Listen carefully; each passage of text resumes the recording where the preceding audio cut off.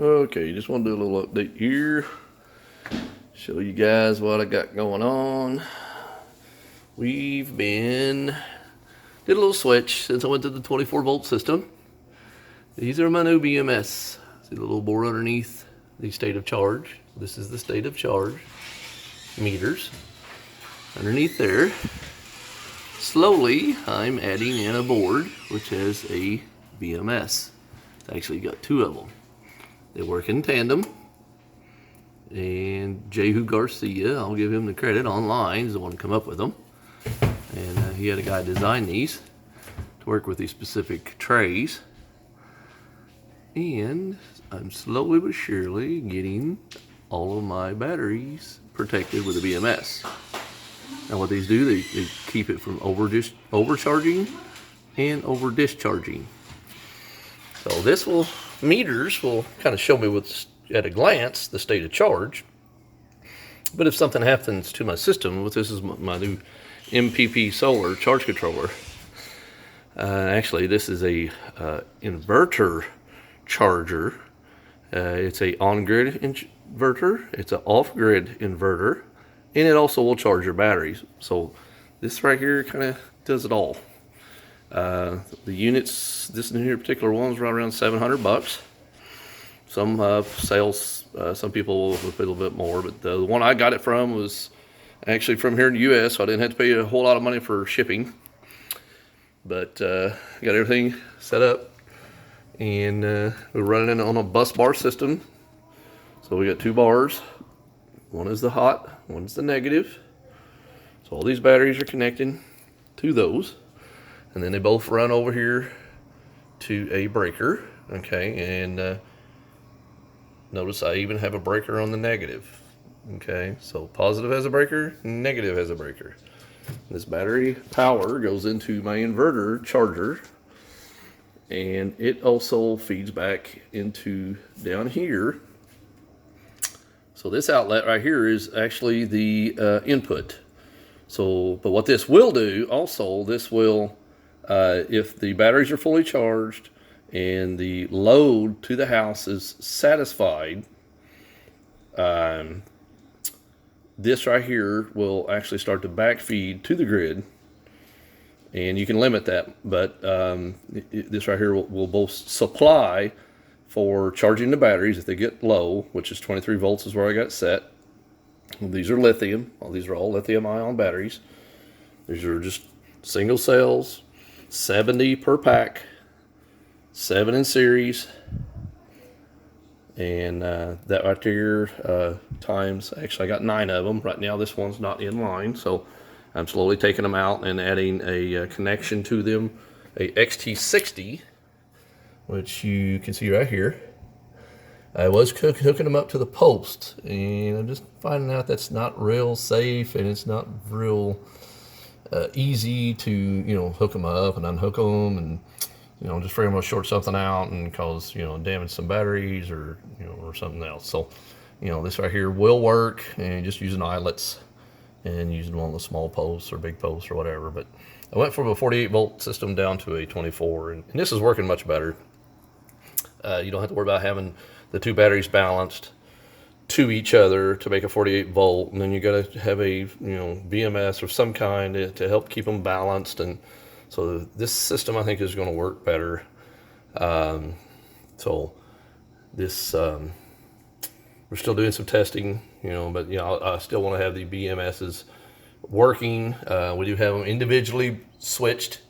So if for some reason, and of course it helps when you're connecting and disconnecting things. There's no load on it. So, if you got it on a switch, you shut the switch off, you hook it up, and you just flip the switch. So if there's any spark or arc or anything, it's internal in the switch rather than being at the hookup point where you're plugging it in. So it's just another safety factor for this setup. But kind of getting there. This actually is going to be duplicated, and it's all out here. I'm going to start adding batteries out here as well. So right now I got 1, 2, 3, 4, 5, 6, 7, 8, 9. So once I get the 9th one, I might kind of scoot and make a little room here. Or I may just leave it at 8. I think I will. I'll leave it at 8. and then I'll come out here, so it'll eventually be 16. So 1, 2, 3, 4, 5, 6, 7, 8.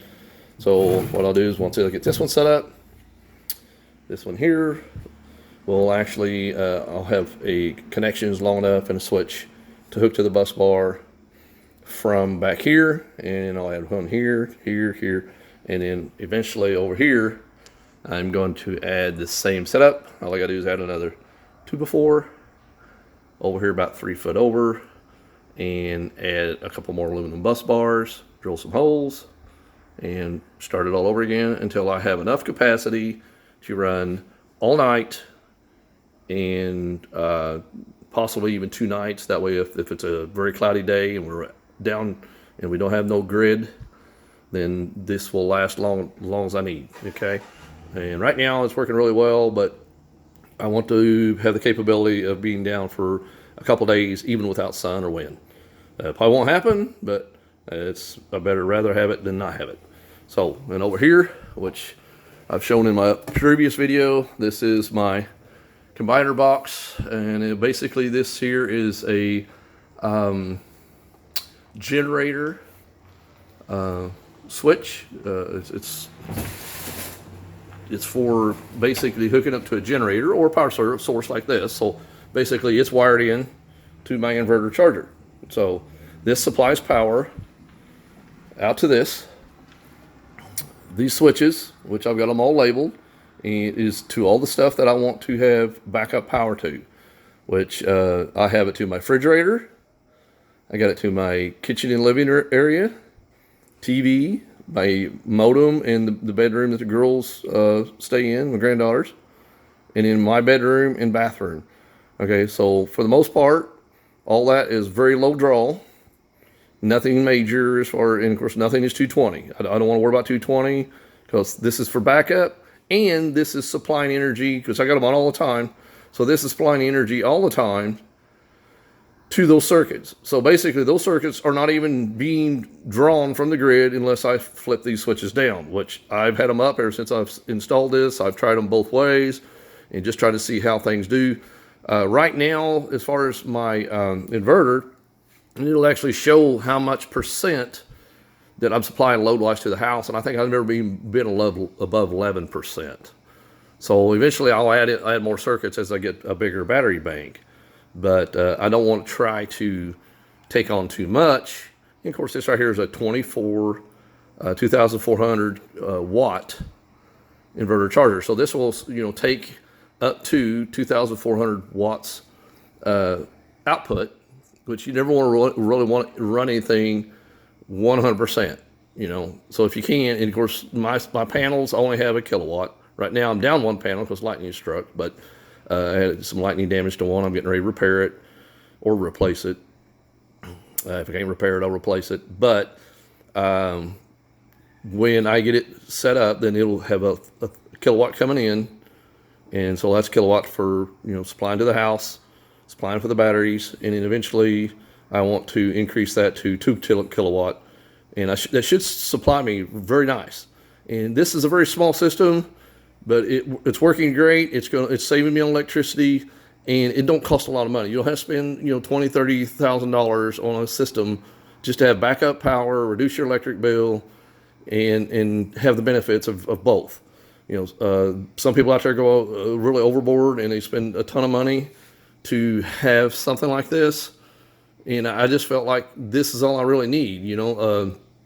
If we lose our power, then just virtually the whole house is powered, except for just things like the stove, the dryer, the air conditioning, which is the 220 stuff, but anything else is pretty much taken care of. Okay, so and of course this right here is my unit. Now, I actually got the wind turbine run into this, and all this is doing basically is taking the energy from the wind turbine and passing it on to the battery. So I got down here in the floor, and I got some lead acids down here, and those are actually joined in with these, but eventually I'm going to separate them.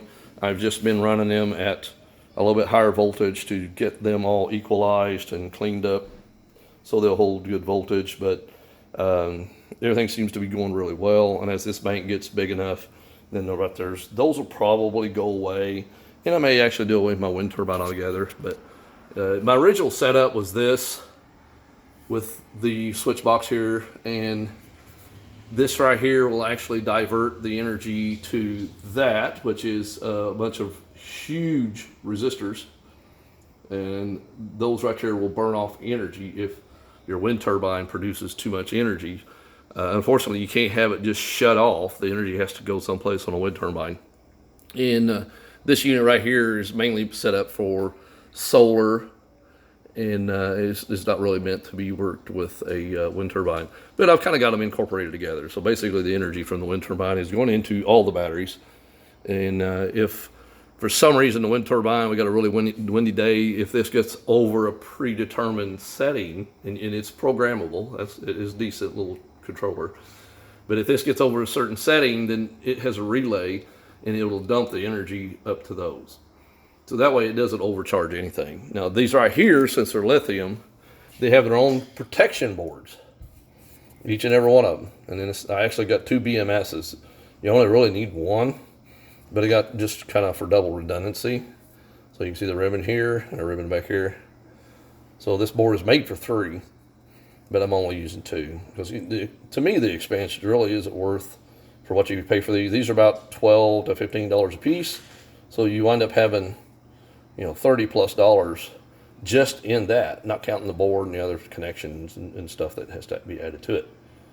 So, but if you think about it, if I don't protect all of these cells, which average anywhere from $1.50 to $2.5, depending on where you buy them at, you could lose a lot of money just in one bank. Okay, so I burn all these up or discharge them to the point that they were dead, which can damage them, and some of them will actually just will not work at all after that. But if you take care of them, they'll cycle a long time.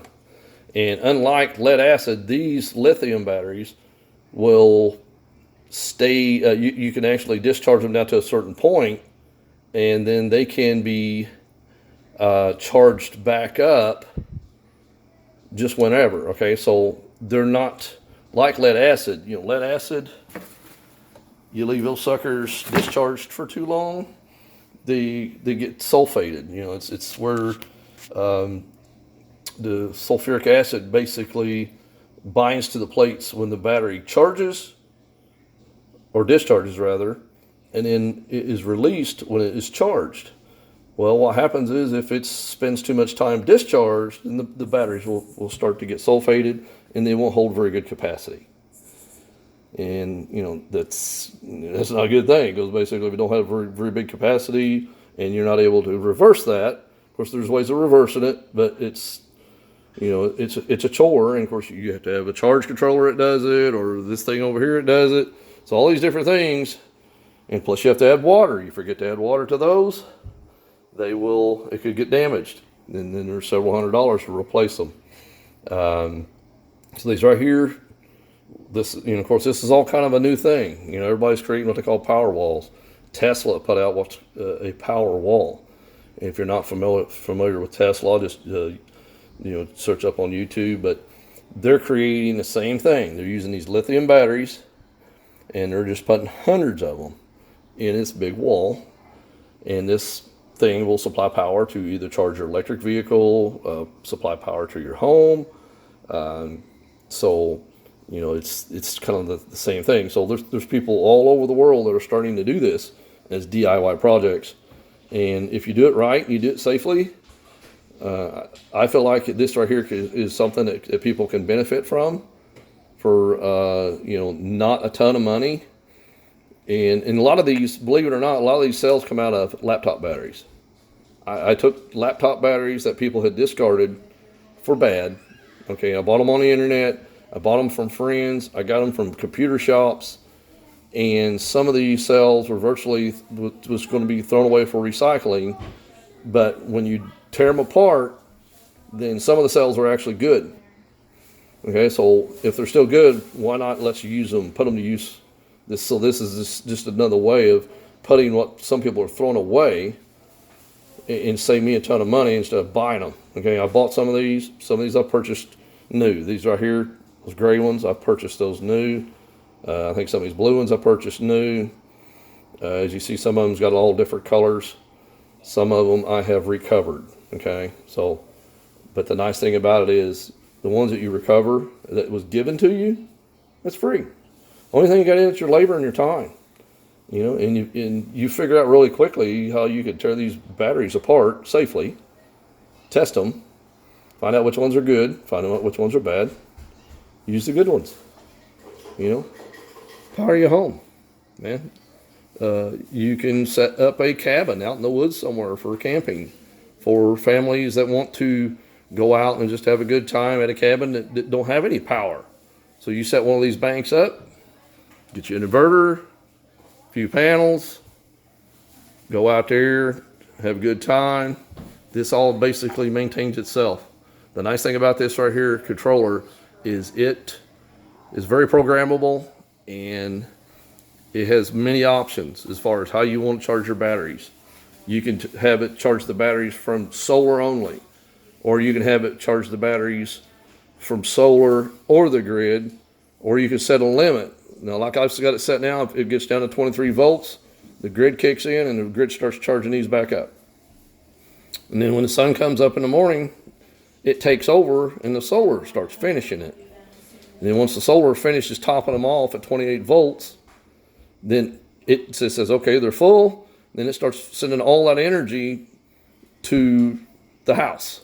Okay, so part of it is already on backup, like I showed you. Part of it's already going here. But what happens is this is an on-grid inverter. So then after these are full, then this starts sending energy into the other circuits of the house, which is on the A leg.